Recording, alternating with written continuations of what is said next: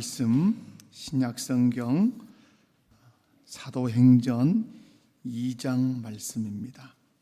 사도행전 2장 22절에서부터 32절까지 제가 봉독해 드리겠습니다. 이스라엘 사람들아, 이 말을 들으라. 너희도 아는 바와 같이 하나님께서 나사렛 예수로 큰 권능과 기사와 표적을 너희 가운데서 베푸사 너희 앞에서 그를 증언하셨느니라. 그가 하나님께서 정하신 뜻과 미리 아신 대로 내준 바 되었거늘 너희가 법 없는 자들의 손을 빌려 못 박아 죽였으나 하나님께서 그를 사망의 고통에서 풀어 살리셨으니 이는 그가 사망에 매여 있을 수 없었습니다. 다윗이 그를 가리켜 이르되 내가 항상 내 앞에 계신 주를 배웠으며 나를 요동하지 않게 하기 위하여 그가 내 우편에 계시도다. 그러므로 내 마음이 기뻐하였고 내 혀도 즐거워하였으며 육체도 희망에 거하리니 이는 내 영혼을 음부에 버리지 아니하시며 주의 거룩한 자로 썩음을 당하지 않게 하실 것이미로다. 주께서 생명의 길을 내게 보이셨으니 주 앞에서 내게 기쁨이 충만하게 하시리로다 하였으므로 형제들아, 내가 조상 다윗에 대하여 담대히 말할 수 있노니 다윗이 죽어 장사되어 그 묘가 오늘까지 우리 중에 있도다. 그는 선지자라. 하나님이 이미 맹세하사 그 자손 중에서 한 사람을 그 위에 앉게 하리라 하심을 알고 미리 번고로 그리스도의 부활을 말하되 그가 음부에 버림이 되지 않고 그의 육신이 썩음을 당하지 아니하시리라 하더니 이 예수를 하나님이 살리신지라 우리가 다 이 일의 증인이로다. 아멘. 할렐루야. 오늘 예수님 부활하신 부활절입니다. 부활의 영광, 부활의 기쁨이 여러분의 심령 안에 가득하기를 주의 이름으로 축원합니다. 오늘 본문은 사도 베드로가 오순절 성령 강림 이후에 예루살렘에 모인 사람들 앞에서 선포한 설교의 핵심 부분을 담고 있습니다. 베드로의 이 설교는 초대교회가 세상 앞에 처음으로 힘있게 외친 설교로 복음의 중심 내용들이 이 본문 안에 담겨 있는데 그 복음의 중심 내용이 무엇인가를 우리에게 잘 보여주고 있습니다. 베드로는 많은 주제를 말하지 않았습니다. 선명하게 복음을 선포했을 뿐입니다. 베드로가 선명하게 선포한 그 복음은 너희가 십자가에 못 박아 죽인 예수를 하나님께서 살리셨도다. 믿으십니까? 너희가 십자가에 못 박아 죽인 예수를 하나님께서 살리셨도다. 이것이 베드로가 선포한 복음의 중심 메시지였다는 사실을 꼭 기억하시기 바랍니다. 오늘날도 마찬가지죠. 교회가 세상 앞에 붙들어야 할 중심은 여러 가지가 아닙니다. 하나입니다. 여러분, 교회가 세상 앞에서 붙들어야 될 것은 사회적 유익도 중요하고 윤리적 가르침도 중요하고 삶의 위로도 중요하지만 교회가 교회되게 하는 핵심은 그런 것에 있는 것이 아니라 언제나 십자가와 부활의 복음에 있다는 사실을 여러분 믿으시기 바랍니다. 성경은 분명하게 말합니다. 선명하게 선포합니다. 하나님께서 예수님을 살리셨도다. 이것은 실제 사건일 뿐만 아니라 역사 속에서 일어난 하나님의 구원의 행동이라고 오늘 성경이 우리에게 가르쳐주고 있습니다. 만약에 하나님께서 예수를 죽음 가운데서 살리셨다고 하는 이 메시지를 흐리게 하거나 애곡하는 모든 이단적 사상, 비성경적 사상이 있다면 우리는 분명하게 배격해야 될 줄로 압니다. 그런 의미에서 저는 오늘 본문 말씀을 중심으로 해서 죽음을 이기신 예수, 부활의 은혜로 사는 성도 한번 따라서 해봅시다. 죽음을 이기신 예수, 부활의 은혜로 사는 성도, 이런 제목으로 말씀을 전하고자 합니다. 말씀을 전할 때 말씀을 통해서 우리에게 무엇을 말씀하시는지 바르게 알고 바르게 믿고 바르게 살기로 결단하는 복된 시간 되시기를 주의 이름으로 축원합니다. 한번 옆에 분들 보시고 인사합시다. 말씀을 통해 은혜 받읍시다. 첫 번째, 부활은 하나님의 계획 속에 주어진 구원의 은혜라고 말씀합니다. 다시 한번, 부활은 하나님의 계획 속에서 주어진 구원의 은혜, 믿으십니까? 오늘 22절과 23절을 우리 함께 읽어보도록 하겠습니다. 이스라엘 사람들아, 이 말을 들으라. 너희도 아는 바와 같이 하나님께서 나사렛 예수로 큰 권능과 기사와 표적을 너희 가운데서 베푸사 너희 앞에서 그를 증언하셨느니라. 그가 하나님께서 정하신 뜻과 미리 아신 대로 내준 바 되었거늘 너희가 법 없는 자들의 자들의 손을 빌려 못 박아 죽였으나. 죽였으나. 아멘. 베드로는 먼저 메시지 안에서 예수님의 생애와 사역을 선포하고 있습니다. 무슨 말씀인가?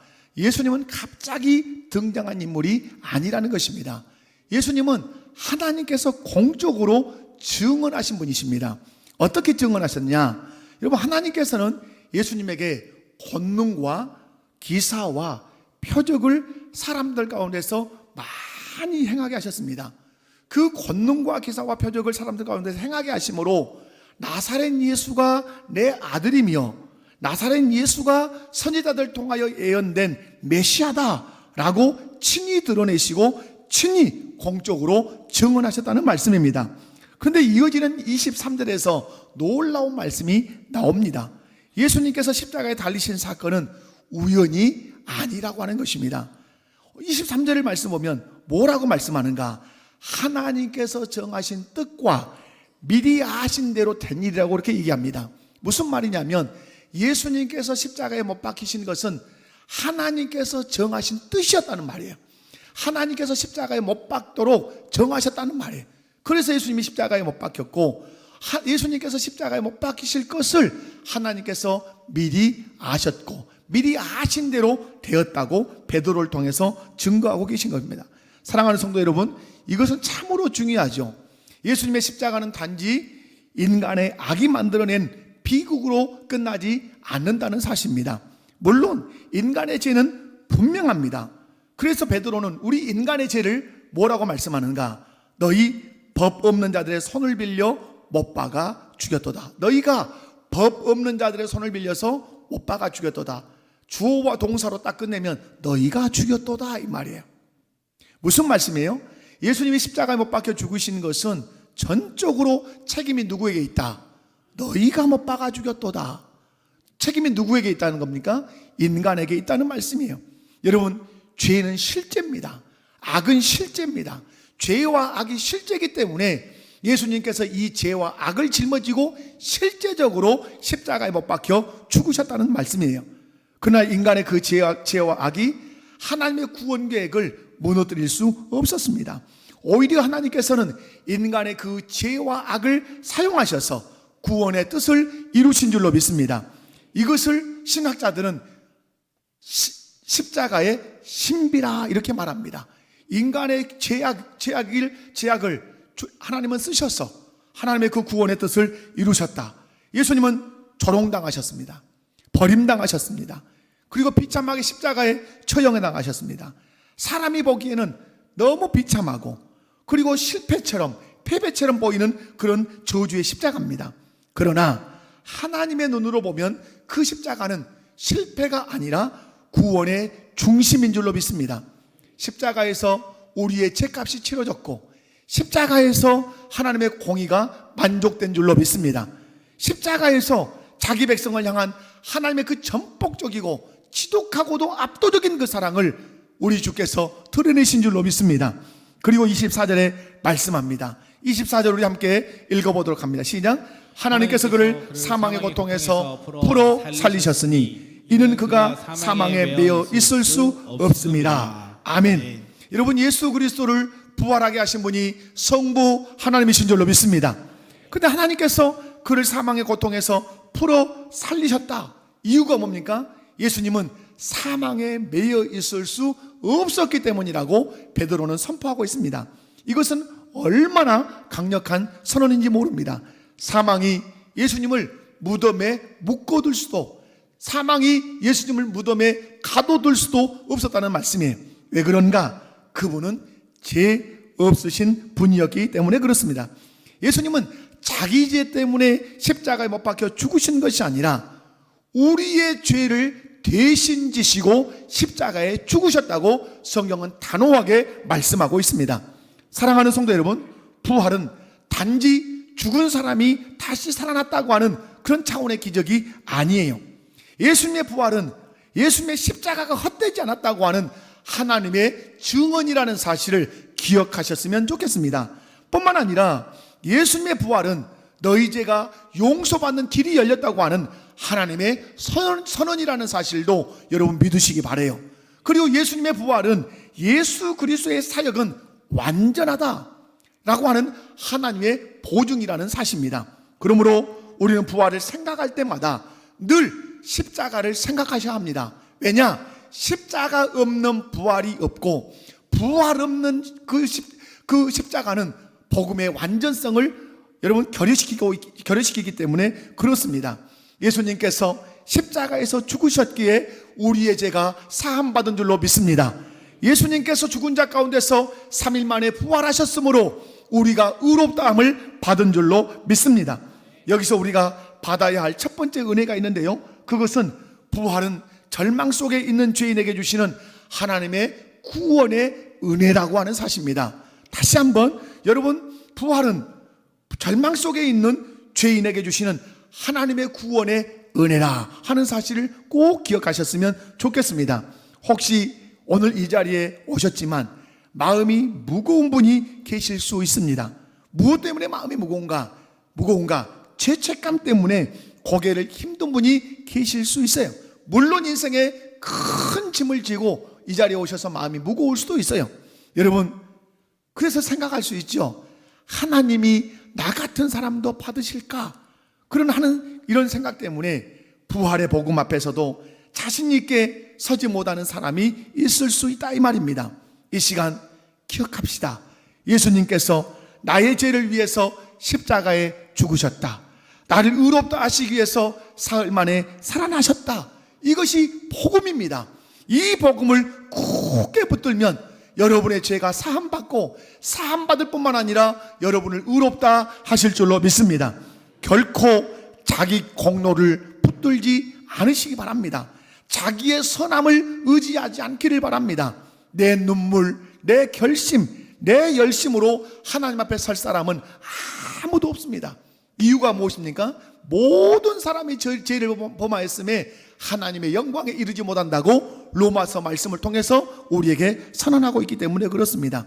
그러므로 우리가 하나님 앞에 설 수 있는 유일한 근거는 십자가에서 죽으시고 장사 지낸 바 되었다가 사흘 만에 다시 살아나신 예수 그리스도만을 의지하고 하나님 앞에 설 수 있을 줄로 믿습니다. 그래서 예수님께서는 요한복음 14장 6절에 말씀하셨습니다. 내가 곧 길이요 진리요 생명이니 나로 말미암지 않고는 아버지께로 올 자가 없느니라. 믿으시면 아멘 합시다. 아멘이십니까? 여러분, 하나님 앞에 설 수 있는 유일한 근거는 십자가에서 내 죄를 지고 죽으신 그 예수, 그리고 나를 의롭다 하시기 위해서 무덤에서 부활하신 그 예수 그리스도를 의지하고만 하나님 앞에 설 수 있습니다. 그러므로 우리는 여기서 하나 생각해야 합니다. 그 십자가 부활 앞에 서서 우리는 우리의 모습을 돌아보며 회개해야 될 줄로 믿습니다. 베드로는 분명히 말합니다. 너희가 못 박아 죽였도다. 너희가 못 박아 죽였도다. 물론 역사적으로는 십자가에 예수님을 못 박은 사람은 당시의 유대인들과 로마의 군병들이었습니다. 그러나 신학적으로 보면, 그리고 성경의 전체적인 구속사적 흐름으로 보면 우리의 죄가 예수님을 십자가로 몰아세웠고 우리의 죄가 예수 그리스도를 십자가에 못 박았다고 하는 사실은 여러분 부정할 수 없는 사실입니다. 그러므로 부활의 은혜를 아는 사람은 죄를 결코 가볍게 여기지 않는다는 것입니다. 진짜 부활의 신앙은 방종으로 가지 않습니다. 진짜 부활의 신앙은 회개로 갑니다. 내가 얼마나 큰 죄인인지, 내 죄가 예수님의 십자가에 못 박았다는 사실을 여러분 기억하게 된다는 사실, 내 죄를 위해서 예수님이 얼마나 큰 그 죄값을 치르셨는지 아는 사람은 결코 죄를 품고 살 수 없는 것입니다. 사랑하는 성도 여러분, 부활절에 우리 모두가 다시 분명히 합시다. 나는 도덕적으로 구원받을 수 있는 사람이 아니다. 나는 종교생활로 의로워지는 사람도 아니다. 나는 오직 십자가 부활의 은혜로만 살 수 있는 사람이다. 예수님이 내 죄를 위해서 십자가에 못 박혀 죽으셨고 나를 의롭다 하시기 위해서 3일 만에 부활하셨다. 그 예수님의 십자가 부활을 믿을 때만 죄 용서 받을 뿐만 아니라 의롭다 칭함받아 하나님의 자녀가 되고 천국 백성이 될 줄로 믿습니다. 사랑하는 성도 여러분, 이 은혜를 붙들고 이 십자가와 부활의 은총을 붙들고 승리하는 우리 목포교회 모든 성도들 되시기를 주님의 이름으로 축원합니다. 두 번째, 부활은 성경이 오래전부터 증언한 확실한 진리라는 사실입니다. 다시 말해서 부활은 성경이 오래전부터 예언한 확실한 진리라고 오늘 25절이 말씀이에요. 오늘 베드로는 다윗이 기록한 시편 16편을 인용해서 예수 그리스도의 부활을 설명하기 시작합니다. 여러분 25절을 함께 읽도록 하겠습니다. 시작. 다윗이 그를 가리켜 이르되 내가 항상 내 앞에 계신 주를 배웠으며 나로 여동하지 않게 하기 위하여 그가 내 우편에 계시도다. 아멘. 여러분 오늘 25절을 인용한 뭐라고 얘기합니까? 다윗이 그를 가리켜. 그가 누굽니까? 아직 이 땅에 오시지 않은 메시아 예수를 가리켜 내가 항상 내 앞에 계신 주를 배웠으며, 예수님은 인간의 몸을 입고 태어나지도 않았어요. 근데 다윗이 1000년 전에 예언을 하는 거예요. 내 앞에 누가 계신다? 주가 계신다.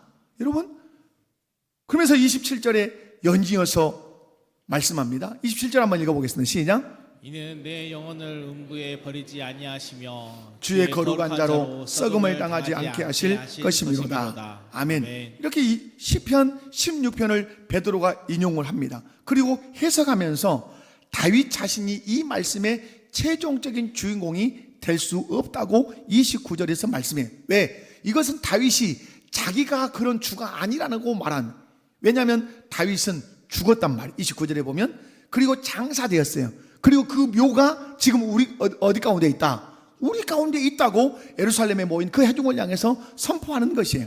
다시 말해서 다윗은 여기서 자기 자신을 궁극적으로 말하는 것이 아니라, 오늘 다윗을 누구로 말합니까? 오늘 본문에 보면 다윗을 선지자라고 말해요. 다윗을 누구라고 말한다고요? 30절에 보면 그는 선지자라. 여러분, 다윗이 선지자로서 하나님이 보여주신 그 예언의 상황을 본 거예요. 그래서 장차 오실 그리스도 곧 메시아의 부활을 미리 보고 예언하는 것입니다. 이것이 아주 중요하죠. 부활은 제자들이 충격 속에서 십자가에 자기의 선생이 못 박혀 죽으니까 충격을 받아가지고 그걸 모면하기 위해서 만들어낸 이야기가 아니라는 사실이에요. 예수님이 십자가에 못 박혀 죽어가지고 어디 사라져버리니까 그 자기 선생이 너무 그리워서 여러분 마음속에 살아계신다 이렇게 꾸며낸 위로의 신화도 아니라고 하는 사실이에요. 부활은 하나님의 말씀 속에 이미 예언되어 있었고 때가 되었을 때 실제로 성취된 사건이라는 사실을 여러분 믿으시기 바라요. 그것이 성경 전편에 흐르는 구속사의 약속이에요. 성취예요. 사랑하는 성도 여러분, 기독교 신앙은 막연한 종교적 감정 위에 세워져 있지 않습니다. 그리고 기독교 신앙은 그냥 믿고 보자고 하는 무책임한 신앙도 아니라는 사실이에요. 기독교 신앙은 하나님께서 말씀하셨고 하나님께서 역사 속에서 이루셨고 그 말씀하시고 역사하신 그 모든 일들을 사도들이 증언한 것이에요. 그것이 기독교 신앙이에요. 부활은 말씀에 근거한 진리인 줄로 믿습니다. 부활은 역사 가운데 이루어진 사실인 줄로 믿습니다.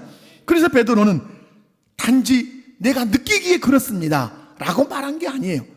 베드로는 우리 예루살렘 교회 공동체가 경험했다 이렇게 말하는 것으로 끝내지 않습니다. 베드로는 말씀을 폈습니다. 어떤 말씀을 폈습니까? 시편 16편 말씀을 펴서 인용했습니다. 그리고 하나님의 약속, 그 약속이 그리스도 안에서 성취되었다고, 너희가 십자가에 못 박은 그 예수에 대한 예언을 1000년 전 다윗 선지자를 통해서 그렇게 예언했다고 성경을 펴서 말씀하고 있는 것입니다. 이것이 참된 복음 설교인 것이죠. 언제나 경험이 있을 수 있어요. 신앙생활하면서 체험이 있을 수 있어요. 그런데 체험과 경험이 있다 보면 자칫 잘못하면 자기 체험과 자기 경험이 성경 말씀 위에 서는 경우가 많아요. 그래서 간증 집회는 대단히 조심해야 되는 거예요.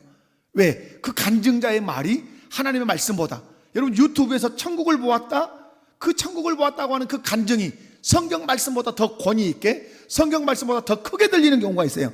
그것은 성경의 권위를 능멸하는 것입니다. 여러분, 모든 우리의 경험, 모든 우리의 체험은 성경 말씀 아래, 성경 말씀으로 해석받아야 될 줄로 믿습니다. 그것이 바른 신앙이라 이 말이에요. 그러므로 여러분, 다윗이 미리 예언한 대로 예수 그리스도께서는 죽으셨을 뿐만 아니라 무덤에 영원히 계시지 않고 다시 살아나신 줄로 믿습니다. 그러므로 부활은 상징이 아니라 실제 사건이고, 부활은 교훈이기 이전에 실제 사건이라는 사실을 여러분 의심 없이 믿으시기 바라요. 이 점을 분명히 해야 되는 이유가 있어요. 부활이 실제 사건이 아니라면 우리의 구원도 실제가 될 수 없고, 부활이 상징이라면 우리의 제3도 상징이 되고, 우리 부활이 상징이라면 영생도, 교회의 소망도 모두 상징이 되고 마는 거예요.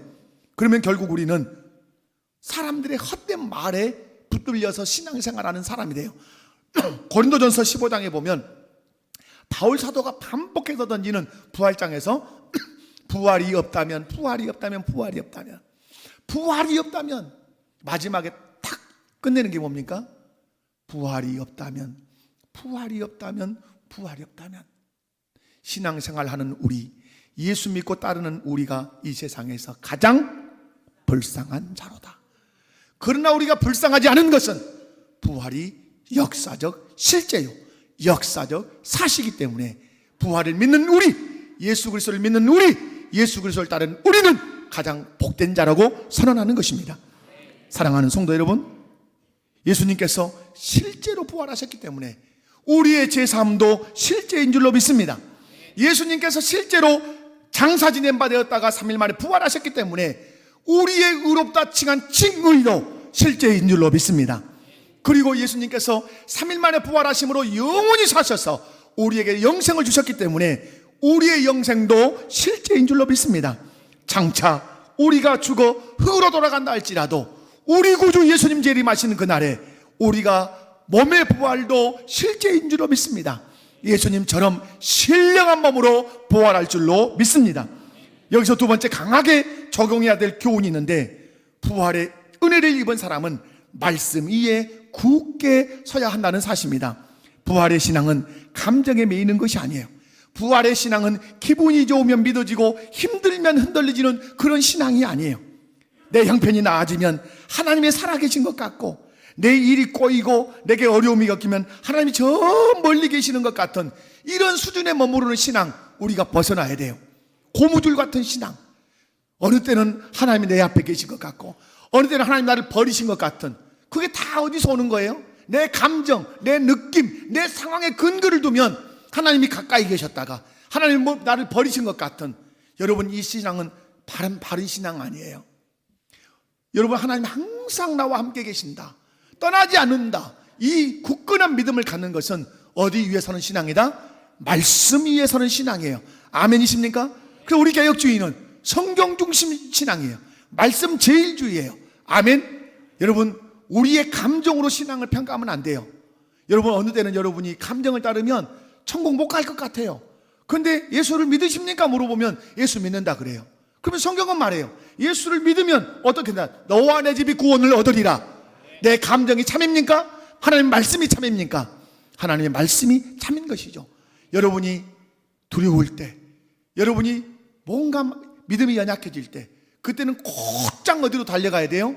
성경 말씀으로, 약속의 말씀으로 달려가서 여러분이 흔들리지 않는 믿음을 소유할 수 있기를 주의 이름으로 축원합니다. 성도는 무엇 위에 서야 돼요? 하나님의 말씀 위에 서야 돼요. 옆에 분들 보시고 한번 인사합니다. 말씀 위에 굳건하게 섭시다. 아멘. 사랑하는 성도 여러분, 신앙생활 그런데 오래 하면 오래 할수록 조심해야 될 것이 있어요. 그게 뭡니까? 익숙함이에요. 익숙함. 말씀을 많이 들었기 때문에 오히려 새롭게 떨림없이 듣게 될 수 있어요. 부활절, 매년 부활절, 4월이면 부활절 그렇게 지냈기 때문에 부활절을 맞이해도 어떤 감격이 없을 수 있어요. 그러나 부활은 결코 우리의 마음과 우리의 생각과 우리의 행위에 익숙한 그런 종교 행사가 아니라고 하는 사실을 기억하셔야 돼요. 부활은 내 심령을 살리는 생명의 진리라는 사실을 여러분 믿으시기 바랍니다. 여러분, 그러므로 신앙생활 하다가 여러분 익숙함에 조심하셔야 돼요. 은혜 못 받는다 이 말이에요. 은혜 못 받아. 그냥 왔다 그냥 가요. 귓등으로 듣고 그냥 가요.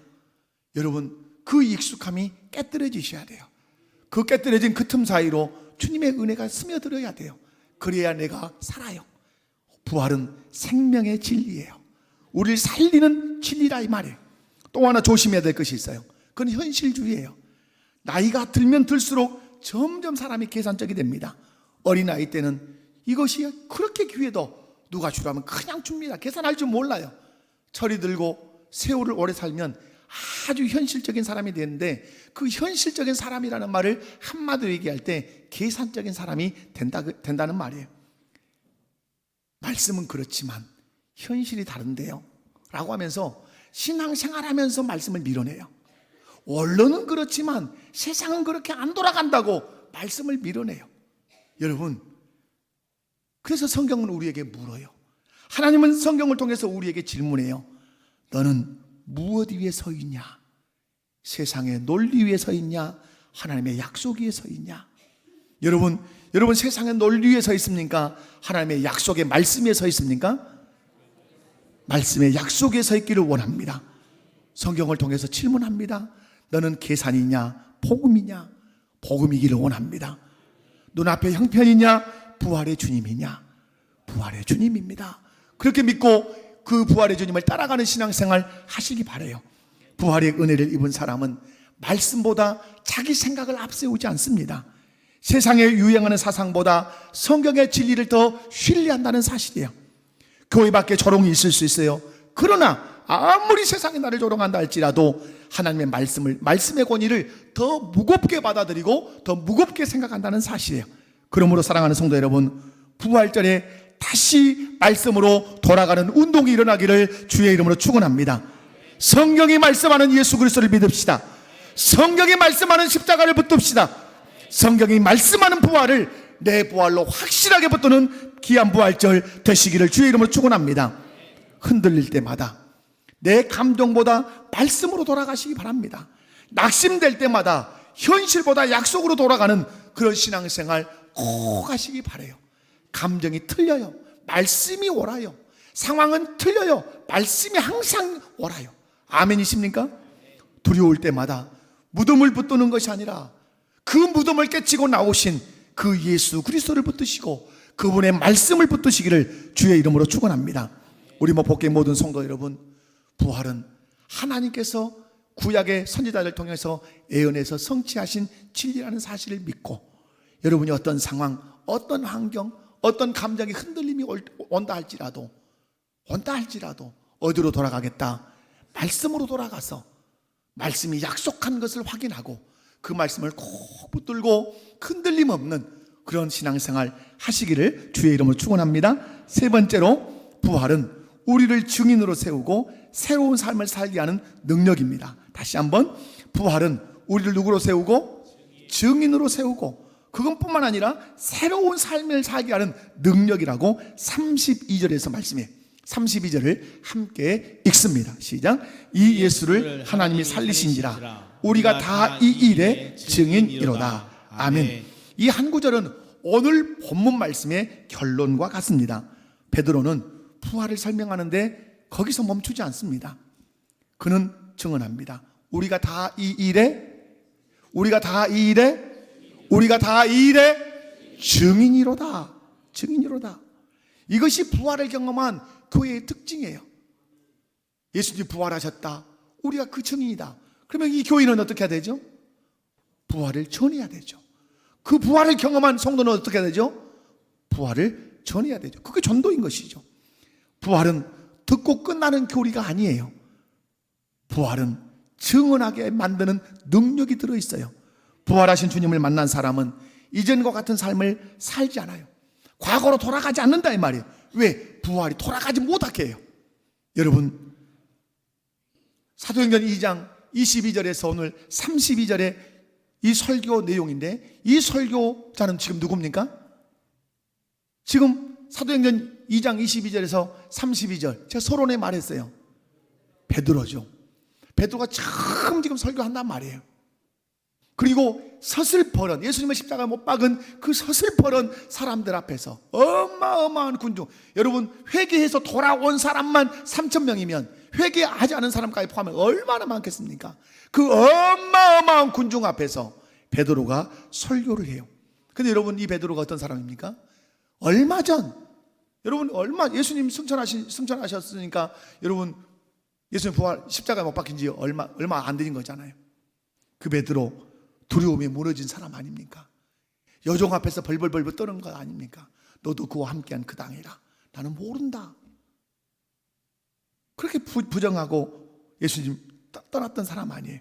그런데 지금 그는 수많은 사람들 앞에서 방금 말씀드린 대로 예수님을 십자가에 못 박았던 그 서슬퍼런 당사자들 앞에서 너희가 십자가에 못 박은 예수가 너희의 주시다. 너희가 십자가에 못 박은 그 예수를 하나님께서 살리셨도다. 그렇게 선언하는 사람이 된 거예요. 여러분, 무엇이 이렇게 베드로를 담대한 신앙으로 바꿨냐 이 말이에요. 먼저는 성령 충만함이에요. 성령 충만의 특징이 뭡니까? 담대하게 만드는 거예요. 죽음을 두려워하지 않는 담대한 사람으로 만드는 거예요. 그러나 성령 충만도 있지만 그 중심에 부활신앙이 있는 거예요. 예수 그리스도 부활하신 예수님을 만나고 나서 이 사람이 완전히 바뀐 거예요.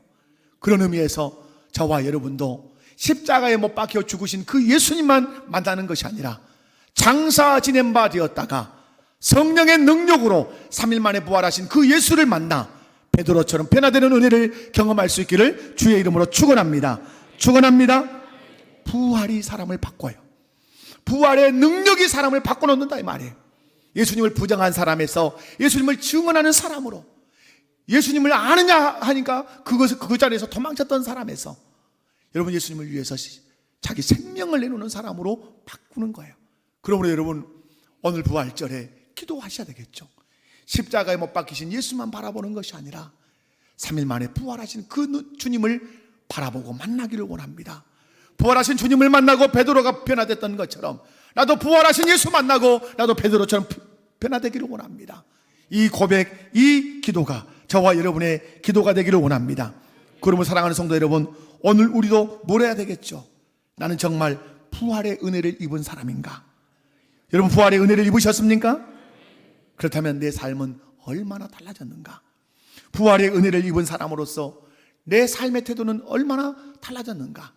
분명한 사실, 부활의 은혜를 입은 사람들에게 나타나는 태도들이 있는데 간단하게 제가 한 4개를 말씀드리겠습니다. 부활의 은혜를 입으면 확신의 태도가 있어요. 구원의 근거는 감정이나 행위에 있지 않아요. 부활하신 예수님께 우리의 구원의 근거가 있어요. 그러므로 부활하신 예수님을 만난 사람은 확신해요. 여동하지 않아요. 무엇이? 그 믿음이 고무줄처럼 들락날락하지 않는단 말이에요. 내 상황과 내 감정 때문에 어느 때는 하나님 내 앞에 계신 것 같지만 어느 때 상황이 안 좋으면 하나님이 나를 버리신 것 같은 그런 신앙 따위는 안 한단 말이에요. 왜? 부활하신 예수님께 내 구원의 근거가 있기 때문에 그래요. 여러분 부활의 은혜를 입었다면 확신하십시오. 아멘. 두 번째 또 오는 거룩한 태도예요. 부활의 은혜를 입은 자는 죄와 타협하지 않아요. 삶의 방향을 하나님 중심으로 돌이켜서 그는 걸어가기 시작해요. 완벽할 수 없죠. 넘어지죠. 쓰러지죠. 때로는 죄 짓죠. 그러나 다시 일어나요. 그리고 치열하게 죄와 싸우며 회개해요. 그래서 내가 부활을 믿는 사람이라고 하는 사실을 증명하면서 살아가는 것이에요. 이것이 부활을 믿는 사람, 부활의 은혜를 입은 사람이 거룩을 견지하는 중요한 태도다 이 말이에요. 세 번째는 소망의 태도예요. 부활은 죽음을 이긴 생명의 선언이기 때문에 현실의 무게 앞에서도 우리가 체념할 수 있지만, 현실의 그 어려움 가운데 절망할 수 있지만, 죽었다가 다시 살리는 이 부활의 은혜를 아는 사람이 어떻게 이 세상에서 체념하고 절망하고 포기할 수 있겠냐 이 말이에요. 왜? 죽어도 살리는 능력이 누구에게 있는데? 하나님 아버지께 있는데.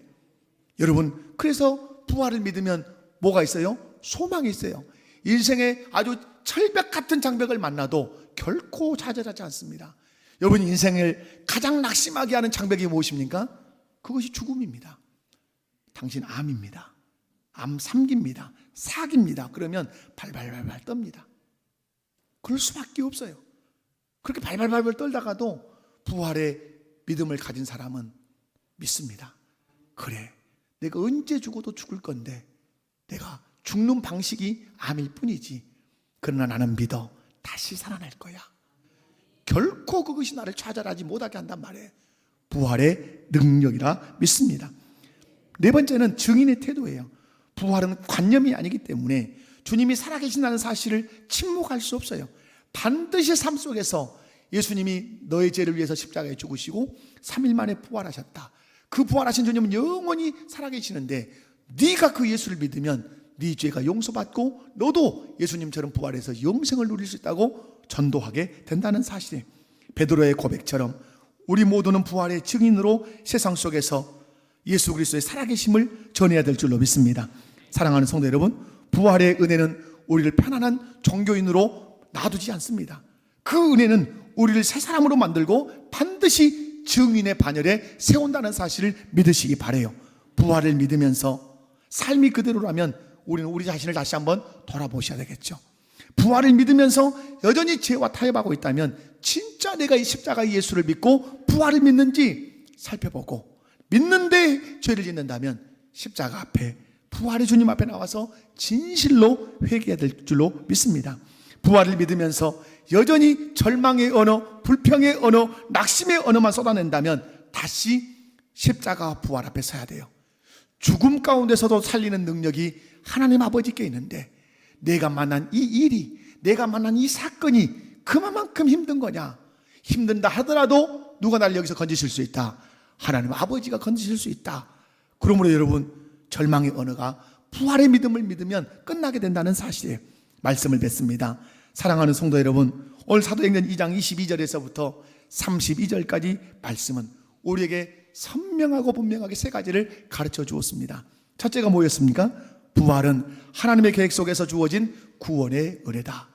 부활은 하나님의 계획 속에 정하신 뜻 가운데서 주어진 구원의 은혜인 줄로 믿습니다. 두 번째는 부활은 성경이 오래전부터 증언하고 애언한 확실한 진리라는 사실이에요. 대표적으로 오늘 시편 16편에 나오는 다윗이 선지자로서 애언한 사실이에요. 메시아가 오신다. 그리고 죽임을 당하신다. 그러나 그분은 썩지 않고 반드시 다시 살아나신다. 세 번째, 부활은 우리를 증인으로 세우고 새로운 삶을 살게 하는 능력이다. 부활은 우리를 침묵하게 하지 않습니다. 그리고 부활은 과거로 돌아가게 하지 않습니다. 새로운 삶, 거룩한 삶을 살게 하는 그 능력이 부활 안에 있다는 사실. 사랑하는 성도 여러분, 그런 의미에서 이번 부활절을 지나면서 이렇게 결단하셨으면 좋겠습니다. 주님, 이제부터 부활의 은혜를 입은 자답게 살아가겠습니다. 주여, 이제부터 죄와 타협하지 않겠습니다. 주여, 이제 절망의 말보다, 낙심의 말보다, 불평의 말보다 소망의 말을 하겠습니다. 이유, 부활이 소망이기 때문에. 주님, 내 경험, 내 환경에 의지해서 구원받았다, 구원받지 못하겠다, 고무줄 같은 이런 신앙생활을 하지 않기 위해서 불변한 약속의 말씀 위에 내가 굳게 서는 신앙생활을 하겠습니다. 주님, 가정에서, 교회에서, 직장에서, 세상 가운데서 부활을 경험한 자로서 부활의 증인으로 살 뿐만 아니라 거룩을 향해서 더 주님을 닮아가는 새로운 삶을 살아가겠습니다. 이렇게 결단할 수 있기 바랍니다. 사랑하는 성도 여러분, 이렇게 부활의 은혜를 입은 사람답게 사시기를 주의 이름으로 축원합니다.